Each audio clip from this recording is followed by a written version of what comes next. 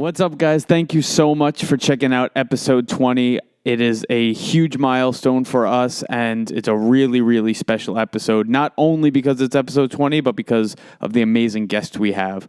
To make it really special, I went on over to Super Legal Studios in Brooklyn and interviewed this guest in person, and I think it was a little too much excitement for my computer to handle because the video feed cuts off right after the beginning.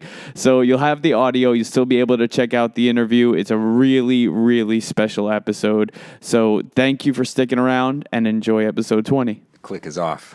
Oh, dude, I've recorded with the click on accidentally, and it's horrible. It's hard to take out once it's in, I'm sure.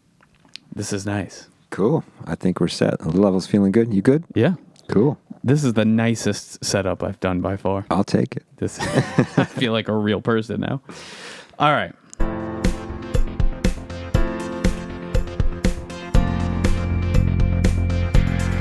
We are friends from Craigslist. Woo! Ooh, that was fire! Yeah. What's up, folks? Welcome back to the podcast. We have a really, really special guest today. He is a musician. He's a producer. He's a guitarist. He's a bassist. He's an engineer. He pretty much does it all. I wash dishes too. And he washes dishes. So he's a good husband as well. Jake Owen. What's up, man? Pleasure to be here. Thanks for having me. I'm so happy that you're here. Yeah, I mean, we've put in a lot of hours here, that's to say the least. Yeah. It's much different than being at home, I'll tell you that much. It is. It is my second home, so. It is. Not my little, closet in my apartment. Dude, so I wanted to just jump right in because I've been looking forward to this. I know we've discussed it a bunch to do this, so I'm glad it finally worked out. Yeah. So I usually tell people to introduce themselves, but I'm just going to ask you. So I know you're from Texas. I am, right? indeed, yeah. Originally from Guilty. Texas. Yeah. Guitar and bass is the main acts, right? Yeah. That's where I came from being a guitar player primarily, but especially in the last, I'd say decade to 15 years of my career, it's definitely expanded into the production realm, and it's almost, I'd say, especially in the pandemic year, more than 50% production now, which has been a change for me. It was a real challenge this year to figure out ways to hustle and try and make up for being at home, But if nobody's touring, people are still making music, so it was good to have those skills already in place and shift a bit. Yeah, the world has turned on its head. Yeah. It's very weird. It almost feels like as just an artist or a musician or whatever, dude, that you can't just do that anymore. Yeah, it was a tough year. It made everybody re-examine, even the hardcore players, the touring guys and just hustler sidemen around town were having to buy a recording rig, get a mic, get an interface, and learn how to record really quick, and how do I make it sound good really fast. So there was a lot of panic from a lot of friends, a lot of emails and calls hey, how do I do this? How do we get being one of them. Exactly. But you weren't the only one, and I was impressed by the ingenuity that a lot of people showed, and a lot of flexibility that people had to dig deep and find within themselves to be successful this year.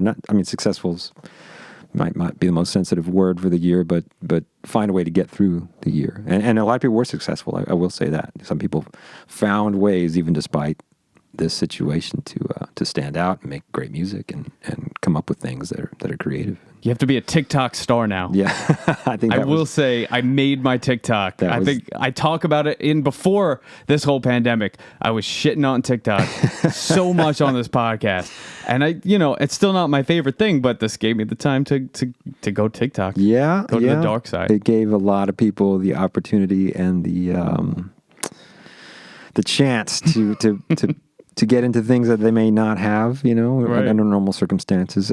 My wife and I, who I played quite a bit with, we did some live streaming at the beginning of the pandemic, which we both were reluctant. I was quite reluctant. I've never been much of the type to be that comfortable playing into a phone camera or something like that. but that was our only option. So I remember calling you when I got the live streaming thing, and I'm like, Jake, how do I do this? Yeah. Like, man, that was another thing. The tech side too. Learn, how do I hook my interface through Facebook? Or can I use it for Zoom? What is OBS? How do we? Oh my God! It was again back to this whole new paradigm for people. OBS is the bane of my existence. That's what OBS is. So I wanted to talk a bit about you coming up. Go back a little bit. Sure thing. So growing up in Texas, little Jake. Yeah. And how did you get your hands on guitar? Why did you start? Was it for the chicks? Was it? part of it, I'm sure.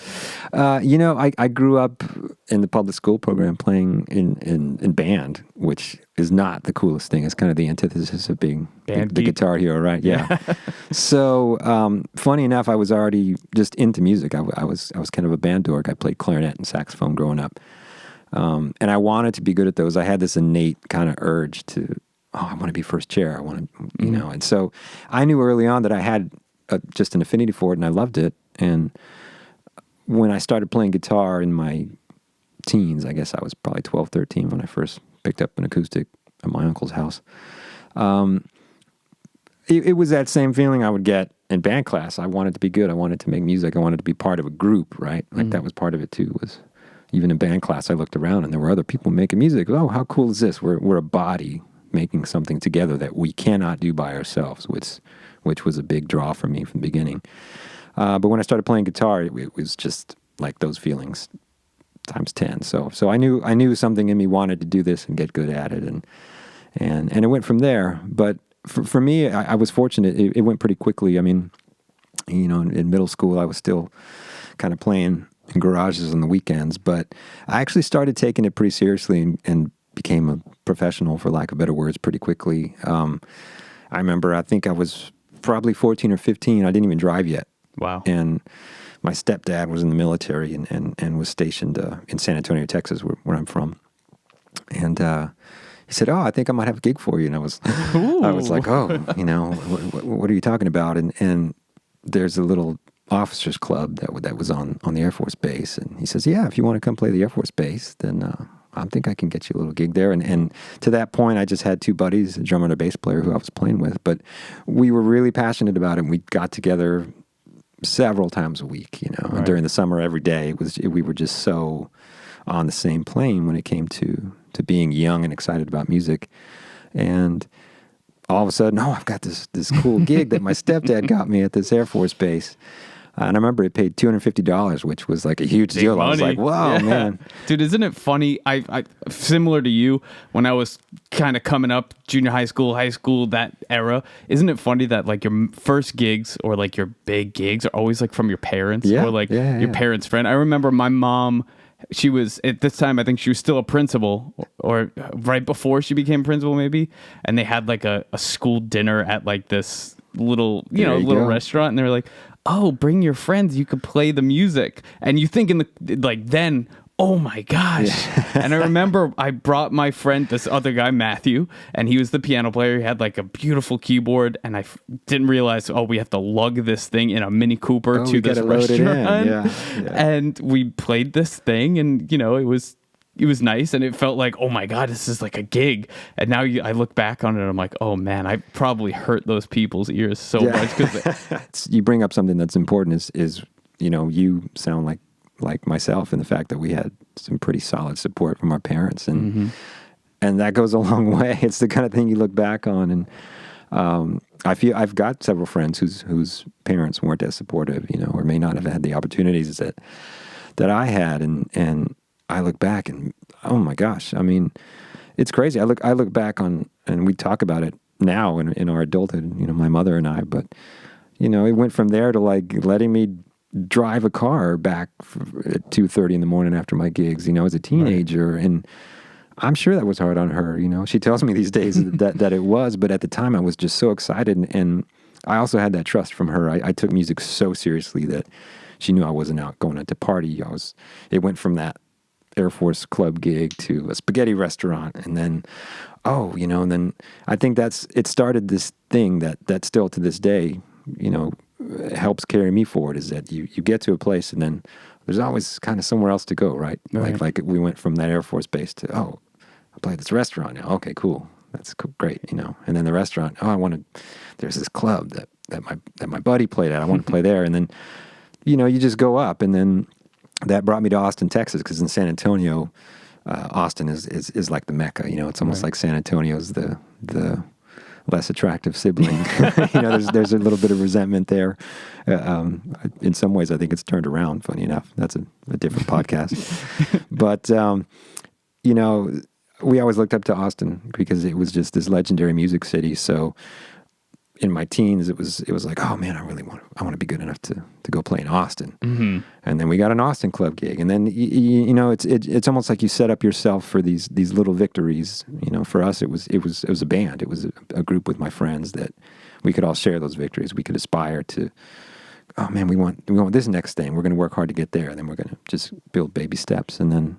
Was that like the natural progression for you? Like, did you get that spark of like, for me, it was, okay, I'm performing, let's say high school, and I was, you know, playing this jazz thing, and then, you know, all these high school girls are like, man, you're so good. And I'm like, all right, like, this is cool. And then I'm gonna, you know, I got my mom gave me a little restaurant gig, and then, you know, like, and then you, like you said, you kind of go for, all right, the small victory, the next thing. Is that what kind of launched you into, all right, let's play these little club gigs, and, you know. Yeah, you bring up another important point too, and a lot of people deal with this differently, but I think what you mentioned is kind of similar. I started with these small victories, right? And like you said, you know, you think, oh, it's great to play fast or just kind of show off or whatnot. But at some point, you get put in your place, right? Whether it's by other people in the music scene, or maybe you get into music school or something.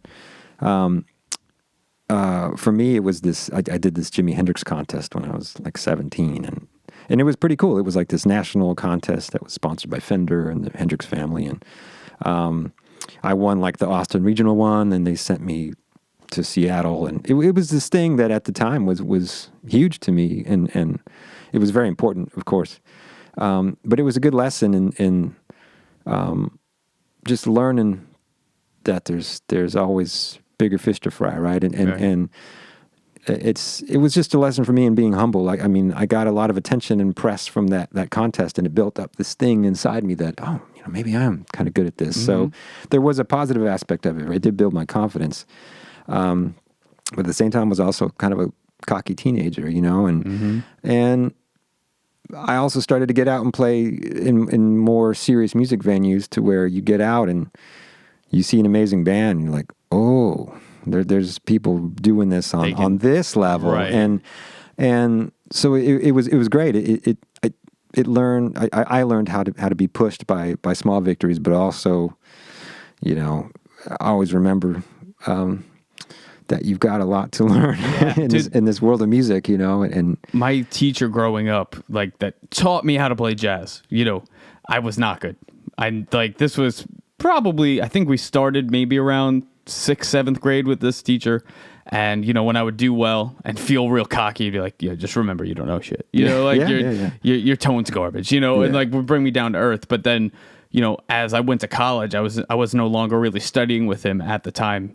And I was, you know, studying with these other cats, and I would go to, every weekend I would go to like the jazz gallery, right? And because for me, it was Roy Hargrove. Yeah. That was the pinnacle of like, I want to be like that guy. Yeah. And I remember, I will never forget it. I was feeling really good about myself, and I went to the jazz gallery one night, and I was like, I just finished like Jane Ira Bloom's, you know, class, and I was shedding, and I was, oh man, I'm going to play the shit out of this. And I go play, I think he was playing like Maiden Voyage or something, you know, like a standard. And I started, you know, we played the head, and he played a bit, and then another person played, because I didn't want to go right after Roy. And Smart move. Right? And I started playing, and I will never forget, not maybe a third of the way through my solo, because I was taking, you know, 2 choruses or something. Third of my solo, he just walks over and just puts his hand on me and goes like, stop. I was never cocky after that. Yeah.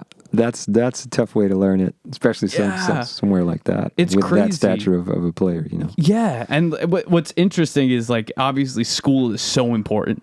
You know, getting a degree is important, and being well educated, of course. But like, what they don't tell you is that, like, man, you don't necessarily learn all this stuff just like going to school. Maybe like the technical side of things, especially with like production, things like that. Learning how to set things up, whatever. But like, man, like so much that at least that I learned was outside. Yeah, I think that's a huge part of it, and it's not to say that there aren't niche things to go into. I mean, there's amazing artists that are just as valid as the Swiss Army knife type person who just do one thing and do it really well, and are quite successful doing that. But for me, getting my mind blown when I started getting out of my own little bubble, I knew that there were some walls that I needed to break through, and some things I needed to learn. And that period of I'd say right around age 20 or so, once I got into college, it wasn't just the school part. It was definitely the career part as well. But in tandem, they helped push me to a place that I knew I wanted to get to. And unfortunately, not unfortunately, fortunately, it's a place I'll never reach because it's a place that you start to realize that this whole journey is the actual process. Like there's no destination, and it's so cliche. It sounds almost like a Hallmark card or something, but it's true. Man, if there's music is that thing. It's just like any high form of art where sure you can get good and you can use words like mastery, of course, but those who really master it know there's always something to dig deeper for. And for me, it wasn't even just the guitar, expanded beyond that into production and recording. And I found myself as curious about arranging and so many other aspects of recording and production. And I got really into singing for a while, and I took actual vocal lessons with a teacher. And I really focused on that. And then and then I wanted to play bebop for a couple of years, And then okay, cool. And at the time, it might have felt like it hurt me a little bit. It scattered, but now I look at my career where I'm at this point, and I realize that that's why I'm here, is because I did so many different things, and I was either humble or young or naive enough to just start over several times with several aspects of my career. That's amazing, because I think when I was in that stage, like I had some things going on, but I almost had a one-track mind. It was very challenging because, like, coming up in the new school, it was very much like, hey, we don't, I'm not gonna speak for them, but it felt like, we don't care if you could read or write, just play. Yeah. If you could play your horn and play bebop and play jazz. Yeah. But I always wanted to do my thing, and that I had tunnel vision a bit, in school. It was only till really after school, and when we met, was my eyes opened to all the other possibilities, because I never even thought like, I could maybe start recording my own stuff. I always relied on someone that knew the computer better than me, or knew about mics more than me, or knew something, for me to come to and say, hey, can you teach me, or can you do this thing for me? And so fast forward to now in your current, in your current situation, like you've got the guitar, you've done the backup vocals. I know, because you've done them with me. Yeah. You play in bass. You have a studio. You record other artists. You can engineer. Like, even when you told me you went to do like the gig with Alexia, and you were like fixing the PA system for the guy that's running the PA system. Yeah. Like all that stuff. Where was college and like your 20s that turning point of, okay, I want to be able to do all these things moving forward? Or was that just in the moment of curiosity? Funny enough, actually for me, I would call myself a late bloomer, and that sounds very much coming from the lens of the society we're in now, where the society we're in now wants success immediately, and youth is very valuable, especially in the pop music world, of course, but in the world in general, that's where we're at. But with that said, as early as I started, and as early success I had, whatever success I had when I was younger, just locally, playing bar games, getting out, and just or this Hendrix contest, or getting into college, whatever. It just made me, like I said, develop several other aspects that there were several times in my 20s where I felt like I was a complete poser, the complete imposter syndrome, you know, to where, you know, I grew up playing blues guitar in bars, but I got so far away from that playing classical guitar and learning voice leading and writing string quartets or whatever that I felt like, okay, well, I couldn't exactly go into a bar and shred like I used to anymore, but my string quartet still sucks.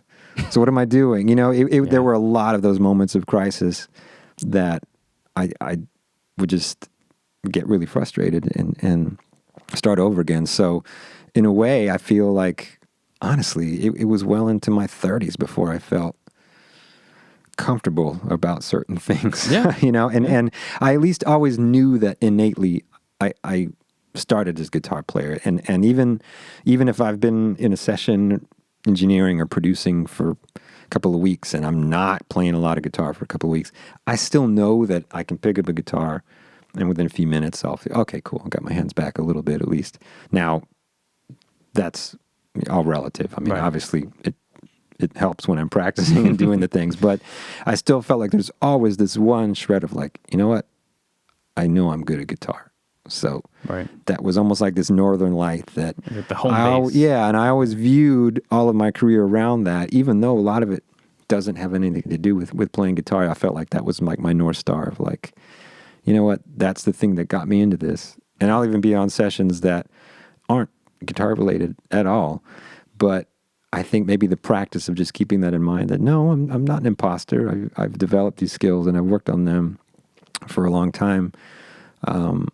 Stuck with me, and any way you can kind of latch on to something that gives you confidence, I think for me was a big deal. That, and the more you do that, the more you grow. And now I feel that way about my engineering. Actually, like I've developed this skill working in my own space with my own gear, but I'm pretty confident in my engineering skills. I feel good about the sounds I get and technique of learning how to record different sounds and I've been told I'm a good engineer, which makes me feel good, of course. It's a natural human thing. But I've also developed this sense that deep down I know I've studied the things that I've had to study enough, but I've also just made myself do it and suck at it at first for a really long time through a lot of my 20s, you know? I mean, to be honest with you, man, I wasn't very comfortable recording drums until very recently because I'm not a drummer and I didn't have a studio or a space to record drums. I was on several records and made tons of records with drums on them, but we went to the studio. Right. And then I found myself with the means and the space to record drums and great drummers around me. And they're like, okay, go. And I'm like, and I recorded some really bad drums at first, but then I think that's just what it is, man. Like being human, you try something and then you look at it. What do I not like about this? Okay, well, I'm going to pick this thing I don't like and try and fix this. Dude, well, all right. So because I'm going to make this transition, I wanted to transition this with the story of how we met. Yeah, absolutely. Because I think it's hilarious. And I think that I've told it to people privately and it's always entertaining, but I've never said it to the world. So here it is. There was a band that I really liked. I still like. There's a band that I really like called Augustana. And I would go to every show. And I would always, at the end of every show, I would go wait outside. And I'd wait outside for the band to come out. So I could say, hey guys, I really like this. I really love this album. And I would, fanboy, and I would take pictures. And I took pictures with Dan when I was younger. Like when the song Boston came out and it was really big, I was like, oh man, I want to go to that show. And, that was my fanboy, starting days. I think one of the shows I saw, they were opening for the Counting Crows or something. And so I had gone to various Augustana shows, and there was one at Gramercy. And I had met Dan, I had met the other guys, I had taken pictures with everybody. I'd met Jamie, and before I knew who Jamie was. And then I was waiting outside of Gramercy. I remember it was with my ex-girlfriend, and then I saw you come out, and I'm like, all right, I'm like a musician's musician. Like I'm not just gonna go fanboy for the front man. I'm gonna meet everybody because they're part of the band, right? Yeah. And so I meet everybody again. And they're probably like, this fucking guy like won't leave us alone. I hate playing New York. And so you over there, and then you just start making out with this like really beautiful girl, which happens to now be your wife. I'll take it. I'll take that. And I'm like, man, I can't cock block this guy. I remember literally saying that word for word. I can't get in the way of this, or I'm just like the worst guy ever. Fast forward, like I think a week and a half, I play a show at Rockwood too, and we finish. And I think I was like, I was playing with this guy, Greg Banks. He's like an R&B cat. And I'm sitting at the bar outside of 3. And I'm with my friend Grace, who you met, and she goes, "Hey, isn't that the guy that you were telling me about?" And I turn around, and you came out of Rockwood 3 with Alexia. Yeah. And I was like, "Oh shit!" She's like, "Oh, go talk to him." I'm like, "No, it's fine." And then finally went up to you and said, "Hey, man, you're the guy. You're the guy. You're the guy. Hey, will you be my friend?" And I think I still have the picture to this day that we took at Rockwood Music Hall, and now The initial meeting. Look at us now. Do you remember what year that was? Maybe, Dude, it was a long time ago. 2014. I'm 13 or 14, I imagine. I'm gonna say 20. I think I was graduating school. I think it was 2013. Yeah. But reason for that story, aside from it warms my heart, Mine too. is so many of us have done those like club gigs, and still doing those club gigs. And even so, like when I, now things are opening back up, I'm, like we talked about, I'm contemplating, doing these gigs here and there. And, my biggest fear is running in the circles, right? And a lot of people do get, whether it's a really great musician or maybe, maybe subpar, maybe not the best, people get stuck in these club gigs all the time, right? You could be playing Rockwood until you're like 70 years old, and you can become a regular, whatever. How did you, or was there a moment where you took that I'm playing a bunch of club gigs to, hey, I got a gig with Augustana, or like, hey, you write cues for TV now. That's pretty cool. Was there a moment of, I got this opportunity to do this and it kind of launched me, or is it just always a steady grind to... Well, it's funny you mentioned those two things, specifically writing for television. The writing for television that I do and Augustana are actually connected and kind of illustrate this exact point you're talking about, or that we're about to discuss. And that's the networking side of things, right? So to answer your question directly, it's not like there was a single moment, but it was all a culmination of events, and a lot of it just involves what we can all say and hear till we're blue in the face, but you just have to put yourself out there, and do the best work possible and let people know about it. That's the other thing, which is easier now with social media in some ways, right? Right. But in some ways that makes the work even harder to do. Yeah, because there's so much, and I preach this probably too much for people. It's on every episode, and it's the issue of there's so many outlets simultaneously. There's so many people to create things for those outlets, TikTok, Instagram, YouTube, whatever. So there's an oversaturation, especially in the music market. And what gets me every time, and I'm not going to get dark because I'm very happy today, but what gets me all the time is a lot of the stuff that, especially artists that do it for artist's sake, for the art of it, for the expression, for the emotion. A lot of times they don't get heard because what cuts through is the garbage, in my eyes, of, okay, it's just catchy and it's quick and it's fine. Yeah. So is it harder now? You think, to be seen, but also more opportunities? So then what the heck do you do to actually cut through? You may not know it's an existential question, I guess. It's hard. It's tough. I have to say that I'm not like uber successful in social media. I don't chase it. I mean, my production company, we do kind of a baseline, just advertising style of social media. So I can't answer that as an artist or a sideman per se. But, like the Augustana thing happened because the guitar player in that band was a friend of mine and needed a sub because he had a call for another gig.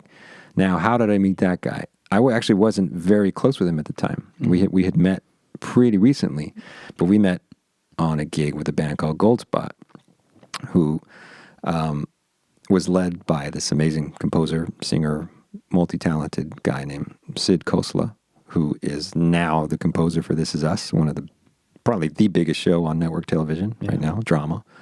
But that goes back to my time in Austin. I was out playing local gigs in Austin, and a friend of a friend, producer, guitar player friend of mine said, "Oh, you need to meet my other friend." And that friend was a drummer in a band called Goldspot. And he had just moved to Texas from L.A. Fabulous drummer named Rami Anton. And I was newly friends with Rami. I had just moved to Austin, so I didn't know these guys very long. And that's, I think, a big part of it, too. It's not like you need to know somebody for years and years for things to happen. These things can happen quickly if you're just out and doing things. So the work is cumulative, but the opportunities can happen in the blink of an eye, especially in a place like New York or even Austin, for that matter. It did for me. Especially if you're not a dick. Yeah, that's a big part of it too. You got to yeah. be able to talk to people and just know how to be a good human being. Do you think that's the move for like people now? Let's say the world opens up, right? And there are gigs happening. Like, all right, if I was a guitar player, coming up and I was doing my own thing and wanted to get these gigs, like that's what happened for me with Brandon and Darren. Yeah. It just so happened that we had Darren working on my record, and then he offered me to do the Brandon tour. Yeah. So is there, if I was a guitar player, would you say that I should search out bands to play with and play around as much as I Absolutely. can? I think no matter what, you can have all the followers in the world and have great videos from every angle showing what a badass you are. But that has absolutely nothing to do with delivering on a stage in front of hundreds, much less thousands of people. It really, there's very little connection. Because that reality of standing in front of people and feeling that energy in a room cannot be substituted or simulated. You just have to learn how to do it by doing it. And so, sure, I'm sure going live under pressure is its own thing.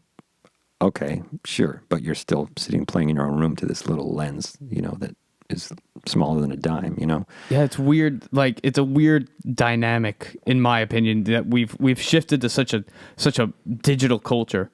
But it from our conversation, what I'm getting, and correct me if I'm wrong, is a lot of the opportunities come from relationships. Yeah, Right. and that's just it. You got to get out there. You're going to get more opportunities by someone seeing you do what they want you to do in person with their own eyes. If someone's out there and go, wow, this guy looks great on stage.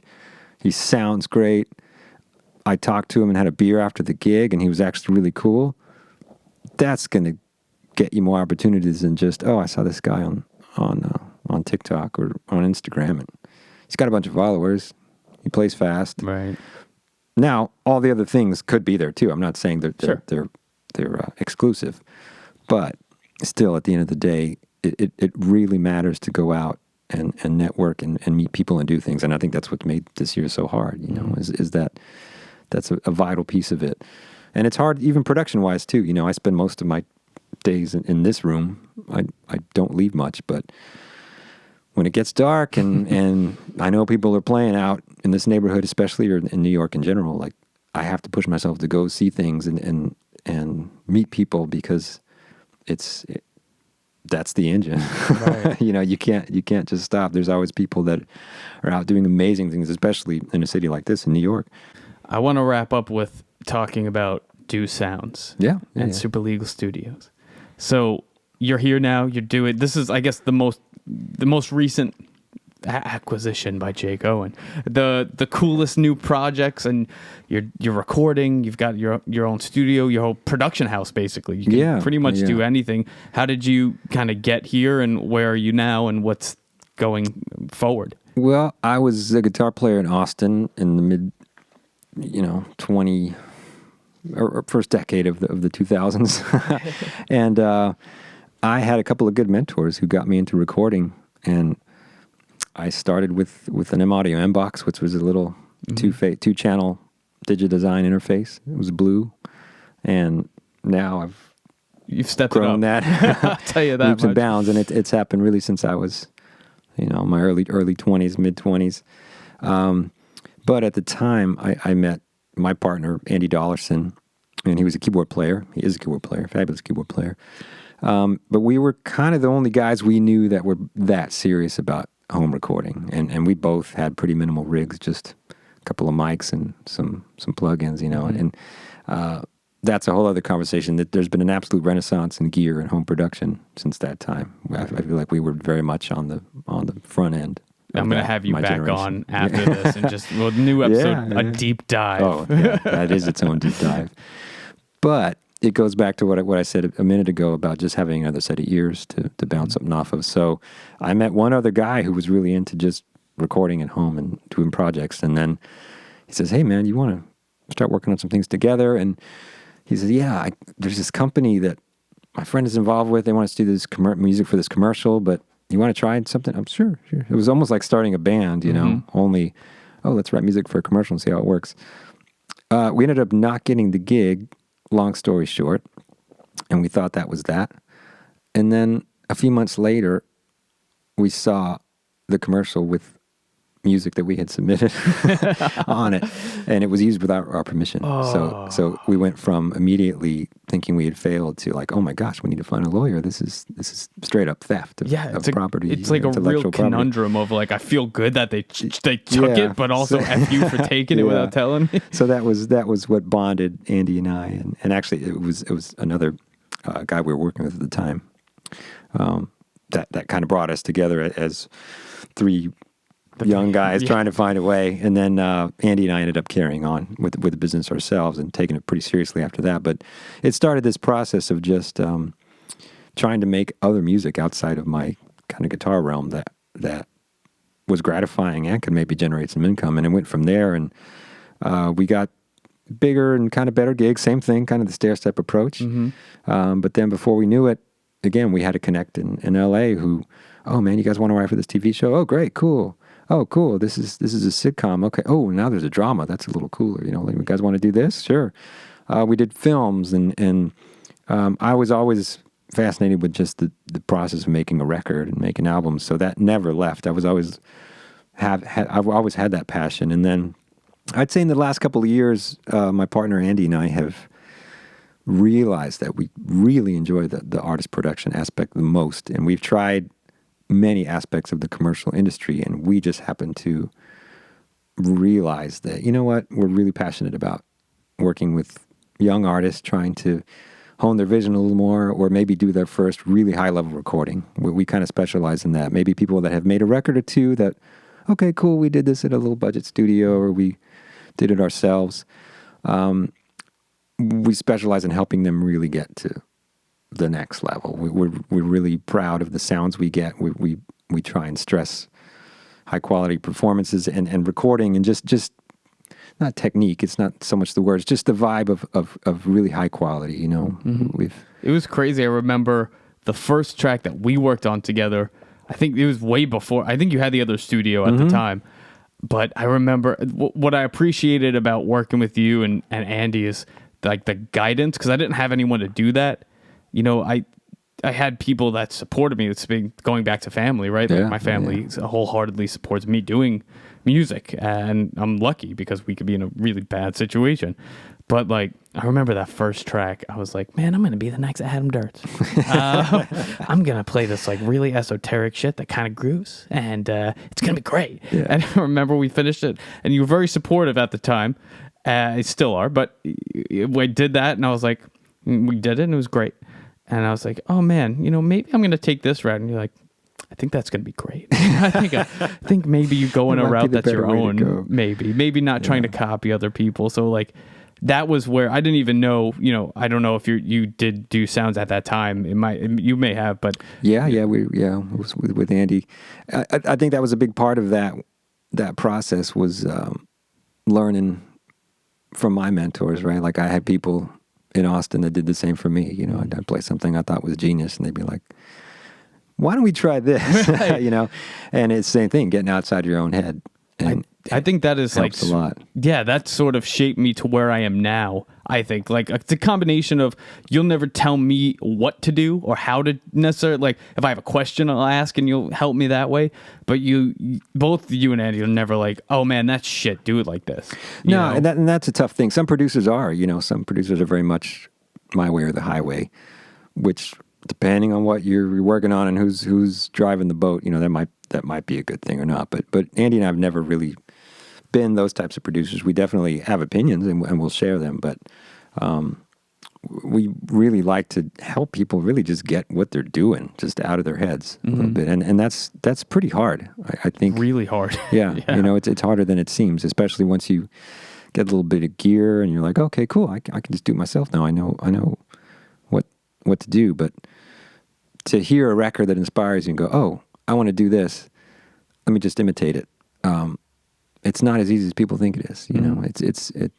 I was kind of related back to the Beatles. It's funny, the Beatles were the ones who kind of created these cliches, right? Like, but whether it's chord progressions or sounds, they did so much first, right? Right. Whether it's fuzz guitars or certain drum sounds or the Phil Spector thing, whatever. It's to actually imitate something's very difficult. And the Beatles are, I feel like, the prime example. Like, everybody says they're influenced by the Beatles, right? But to actually sit and write a Beatles sound-alike is really hard. If you haven't done it, I encourage you to try it because it's something that, okay, this sounds really easy to do because it's just a cute melody, and maybe we go to 4, and then we go to 4 minor. Right. Okay, cool. To sit and do it and make something new that sounds like the Beatles but isn't the Beatles is really hard. And they're a prime example of like, they make it look easy, but it's not easy. Yeah, exactly. Yeah, and it's the same. It carries into the production world as well. You're like, oh, okay. Oh man, I want my record to sound like Mac Miller or whatever. Okay, well, where do those sounds come from? How do I use those sounds? How do I get that to really pop in the mix? Or how do I, there's so many steps and levels involved in really getting from point A to point B. And to me, that's what a good producer does. You at least know a road there. Right. And you might take another road. Right. Oh, yeah. But at least you know the way to the destination. And you're good because I know you're good, because I'll come to you and be like, Jake, all right, it's going to go like this. Ding, ding, ding. And then the drums are, and then this is this. And then you're like, okay. But then I'll come back and I'll be like, oh shit, that was better than what I did. That's fine. Like, that's exactly, that's a good thing when that happens, Yeah. That's and again, it's always just being open and willing to learn things. And that's, again, so many of my mentors were people that I could learn that from. I'd have something in my head and then we'd try it and, oh, maybe this scissor isn't working, but then we stumble onto something together that is better than the original intention or where we are now, and that's always a good sign. Oh yeah, dude, I feel like I'm not gonna take any more of your time. We're gonna have to do a part 2 at some point because I feel like I could just keep talking. Yeah, but I know my next questions are for me. So I'm like, all right, y'all don't have to hear this. Dude, thank you for doing this. Happy to be here. I appreciate it. Thank you. Thanks for having me. And we'll put all your links and everything where you can find Do Sounds in the description. If you're listening to the podcast, just hit info and you get all those links and more about Jake, and you can see some of his stuff and the reels. Sounds good. All that good stuff. Thanks for having me, man. Dude, thank you.